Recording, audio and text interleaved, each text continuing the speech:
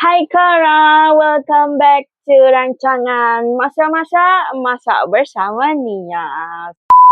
Untuk masakan kita pada hari ini, saya akan buat something yang saya pernah makan dekat Vietnam juga, iaitu Vietnamese fried spring roll.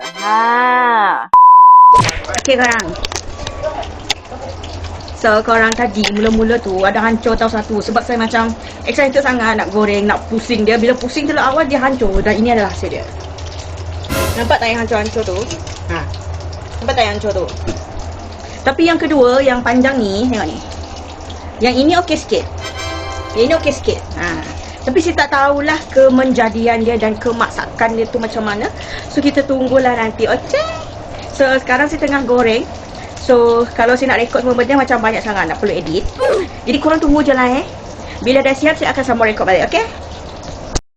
ASMR time.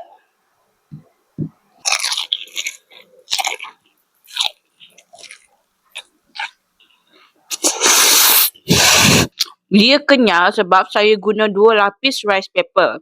Sepatutnya saya guna satu. Oh shit! Oh my god! Weh! Mikrofon jatuh dalam sos. Anyway, that's all untuk episode Cook with Nia. Goodbye!